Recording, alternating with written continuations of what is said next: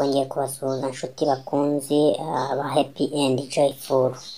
Akanya tugiye kongera kubagezaho inkuru idasanzwe, inkuru yiriwe icikana hirya no hino ku mbuga nkoranyambaga y'umuhanzi mukunze cyane kandi wamamaye cyane ku ruhando mpuzamahanga ndetse no mu Rwanda. Uyu munsi akaba atuye mu gihugu cy'Amerika bita Ngabo Medali. Ngabo Medali yateye uyu muhanzi Ngabo Medali hari hashize igihe kinini havugwa yuko akundana n'uyu mukobwa w'umunya Ethiopia. Bavuga yuko nawe atuye mu gihugu cy'Amerika. Byaravuzwe kenshi cyane yuko bakundana ndetse bigenda binanyura ku mbuga nkoranyambaga kugeza n'ubwo uyu musore Ngabo Medali ariwe bakunze kwita Meddy wabiciye bigacika mu muziki nyarwanda yamuzanye mu gihugu cy'u Rwanda akaza kumwerekana ndetse akanamwerekana imbere y'abafana be.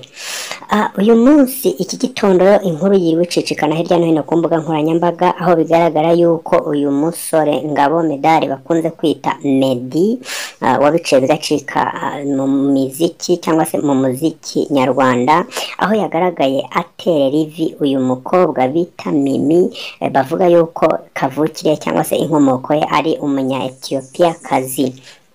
Urukundo rwabo urabona ko Ngabo yemeye noneho kubigaragaza ku mugaragaro ndetse akanabishimangira ubwo yamwambikaga impeta ya fiançaye.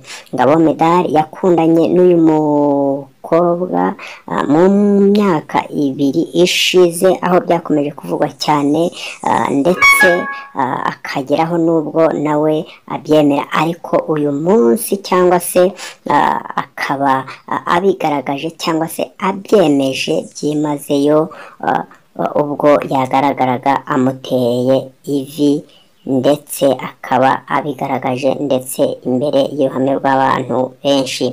Byari bishyushye rero, hari abantu benshi, hari urabona ko cyari igitaramo cyateguwe ndetse binavugwa yuko yari birthday y'uyu mukobwa yari yijihije isabukuru y'amavuko, aribwo Ngabo Medali cyangwa se Meddy yamutunguraga amwambika impeta ya fiançaye. Naha dusubikiye mukomeze mukurikira ibiganiro.